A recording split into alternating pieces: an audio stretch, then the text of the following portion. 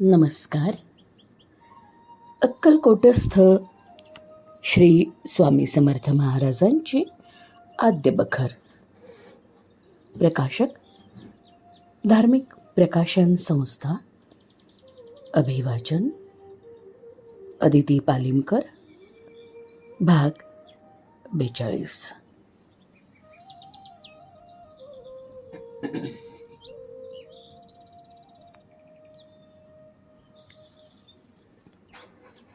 सुंदराबाई फार कडक स्वभावाची होती. ती सोलापूरची राहणारी होती. तिच्या पायास उष्णतेने फोड वगैरे होऊन नासून गेल्यामुळे श्री समर्थांची सेवा करण्यासाठी ती अक्कलकोटाला येऊन राहिली.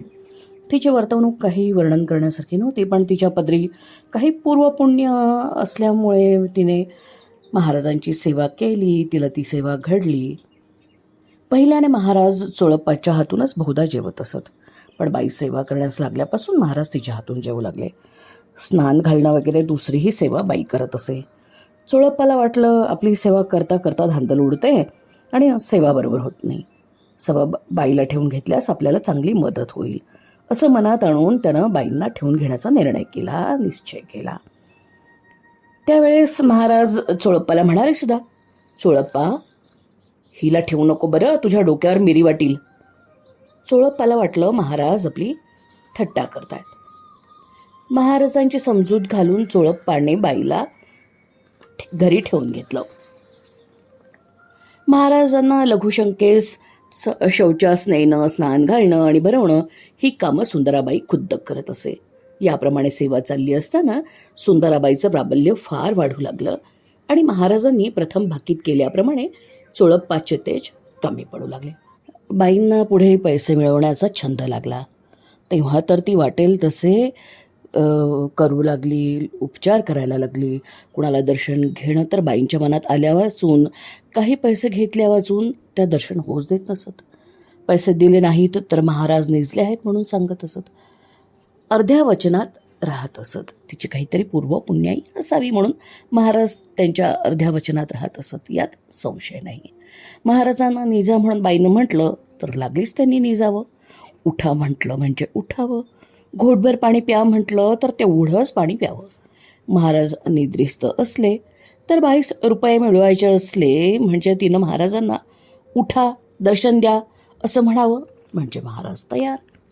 मूळची स्त्री जात आणि महाराजांसारखं रत्न हातात आल्यावर मग सुंदराबाईंच्या आढ्यतेचे काय वर्णन करावे. रोख रुपये, इतर सर्व प्रकारच्या वस्तू महाराजांच्या नावावर सुंदराबाई मिळवू लागली. महाराजांपुढे कोणी पैसे ठेवी तो कारकून गोळा करत असे, पण यात्रेकरूंचं दर्शन करून देण्याबद्दल आणि महाराजांना प्रश्न करण्याबद्दल सुंदराबाई पैसा उपटत असे. महाराजांच्या सन्निध असल्याने लोकांना तिची पूज्यता वाटे. पैसे उपटण्याच्या सुंदराबाई नव्या नव्या युक्त्या काढत असत.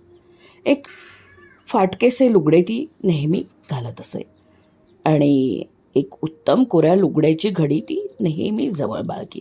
साधारण चांगल्या स्थितीतील कोणी भाविक मनुष्य दर्शनास आला म्हणजे आपलं लुगडं फाटलं आहे, एखादं लुगडं घेऊन द्याल तर बरं होईल म्हणून बाईनं प्रश्न करावा.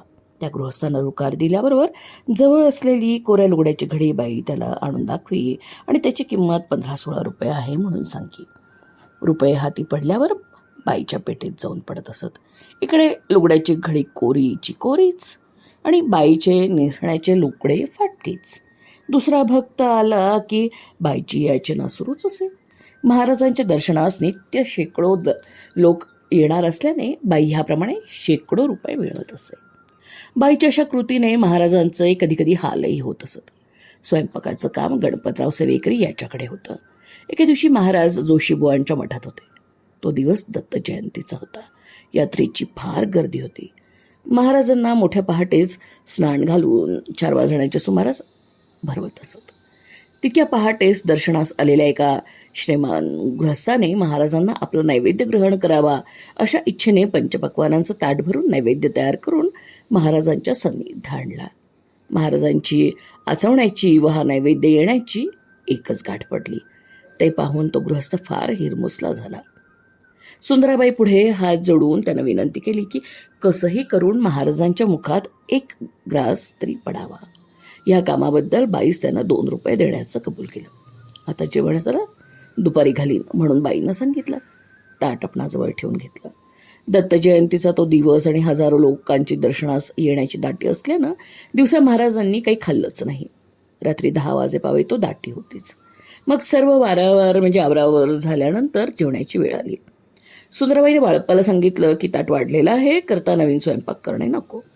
त्याप्रमाणे गणपतरावाने त्या रात्री स्वयंपाक केला होता. बाईने पैशाच्या आशेने त्या गृहस्थाचे सकाळी आणलेले शिळे अन्न महाराजांना भरवले. ते महाराजांनी मुकाट्याने खाल्ले. सेवेकऱ्यांवर न रागवता महाराज बाळप्पास एवढं मात्र त्रिवार म्हणाले, आता काय नवाब झाले. एवढ्या शब्दानं बाळप्पा स्मरणप्राय दुःख होऊन त्याचा कंठ दाटून आला आणि सद्गदित अंतःकरणानं समर्थांचे चरणद्वय घट्ट पोटाशी धरून त्यानं झाल्या चुकीबद्दल माफी मागितली. बाईच्या बोलण्यावर फसून यापुढे महाराजांस शिळं अन्न खाण्याचा प्रसंग कधीही त्यांना येऊ दिला नाही. कोणी नैवेद्य आणला असता आणणारा गृहस्थ सज्जन भक्तिमान असला तर मात्र महाराज तो ग्रहण करत. सुंदराबाई पैशाच्या आशेनं कोणाचाही नैवेद्य आला तरी महाराजांना जेवू घाली. महाराज तादात्म्य वृत्तीवर असले म्हणजे बाई जे घाली ते खात असत. पण शुद्धीवर असल्यावर अशा लोकांचा आम्हाला कशाला घालतेस का म्हणून बाईला राग घालत आणि तोंडात बोट घालून दुष्टांचं अन्न पोटात गेलं असल्यास ते ओकून काढत असत. सुंदराबाई फार कडक स्वभावाची होती हे मी मागेच सांगितलं आहे. बाळप्पासारखा निस्सीम सेवेकरीही तिच्या हाताखाली टिकणं कठीण होतं. बाळप्पाने जेमतेम 6 महिने बावे तो बाईच्या हाताखाली सेवा केली. पुढे तंटे सुरू झाले. चोळप्पाचा पाण उतारा तर बाई घरघडी करू लागली. महाराजांपुढे ठेवलेले पैसे बाई हमेशा लांबवत असे. एके दिवशी महाराजांची स्वारी बाबा ओंडकर यांच्या घरी असताना एका भक्ताने महाराजांपुढे 25 रुपये आणून ठेवले. सुंदराबाईंनी ते रुपये उचलून घेतले. तिसऱ्या प्रहरी चोळप्पा महाराजांच्या सन्निध आला. महाराजांनी सुंदराबाईंना चोळप्पाला पैसे देण्याची आज्ञा केली. बाई कशाची सरळ रीतीने पैसे परत देते. शेवटी महाराजांनी जोडा घेऊन बाईच्या डोक्यावर 3-4 वेळा मारला. तेव्हा बाईनं रागानं फेकून दिले पैसे. मग त्या चोळप्पाने उचलून घेतले. याप्रमाणे तुझ्या डोक्यावर मेरी वाटीन म्हणून महाराजांनी पूर्वी सांगितल्याप्रमाणे चोळप्पाच्या अनुभवास येऊ लागले. पुढे तर चोळप्पाला अजिबात काढून आपणच पट्ट सेवेकरण होण्याचा प्रयत्न बाईने करून त्यात ती सिद्धी पावली. सुंदराबाई विनाकारण सेवेकरांना छळू लागली म्हणजे महाराज त्यांचा कैवार घेत असत. बाळप्पा अहोरात्र सेवा करत असे. रात्री 12 वाजल्यावर थोडा वेळ त्याला निद्रा घेण्यास मिळे. एके दिवशी रात्री 2 वाजता बाईनं महाराजांना उठवलं. बाळप्पाला झोप लागली असल्यानं त्याच्याने काही उठवेना. सेवेकरी बाईला म्हणाले की त्या आत्ताच तर निजल्यात, तेव्हा त्यांना उठवू नका. त्यास काहीतरी विश्रांती पाहिजे की नाही. हे ऐकून सुंदराबाईला फार राग आला आणि ती बाळप्पाला नाना प्रकारे बोलू लागली. सर्व सेवेकरी मेले सारखेच, बेडेभरबी खातात आणि सेवा करण्यास नको वगैरे अनेक प्रकारांनी बाई बोलू लागली. ते ऐकून महाराज रागावले आणि बाईला म्हणाले, काय गे हां, तुझ्या बापाचा तो नोकर आहे का, त्याला बोलतेस. मग आपणच उठून बाईनं पाणी तापवून महाराजांना स्नान घातलं. महाराज आपल्या सेवेकरांना मोठ्या प्रेमानं वापरत असत. कोणी सेवेकरी सेवेत चुकला तरी त्याला रागवत नसत किंवा मारण्यास उठत नसत. फक्त नमस्कार हो असं म्हणत असत. असं म्हटल्याबरोबर आपली काहीतरी चूक झाली आहे असं सेवेकरी मनात समजत असत. ते आपल्या सेवेकऱ्यांची कसोटीही पाहत असत. फार कडक पाण्यात खेळण्याचे कडे टाकून ते काढण्यास सांगत. फार पाणी तापलं असताना महाराज स्नानाला उठत नसत. ते निवलं थंड झालं म्हणजे ते स्नानाला उठत. महाराजांच्या सर्व कसोटीला बाळप्पा उतरला होता. आपल्या सेवेकऱ्यांनी आपलीच भक्ती आणि पूजा करावी, दगडधोंड्याची करू नये असं महाराजांचं मत होतं. बहुतेक सेवेकरी सद्गुरूचीच भक्ती करत. पण एखाद्या अज्ञानानं मूर्तीपूजा करू लागला तर महाराज त्यास ताडण करून ताळ्यावर आणत. एक वेळ श्री स्वामी समर्थांची स्वारी शिदोर यांच्या घरी होती. प्रातःकाळी बाळप्पा आणि गणपतराव सेवेकरी महाराजांच्या पूजेस आले. बाळप्पाने महाराजांच्या चरणांची पूजा करून ते बाजूला सरले. नंतर गणपतराव पुढे होऊन त्यानंही श्रीपादुकांची पूजा केली.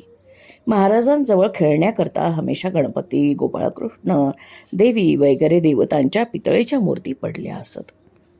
कोणी भक्त दर्शनास आला म्हणजे त्यांचे जे उपास्य दैवत असेल ते त्यातून उचलून महाराज त्याच्या हाती देत.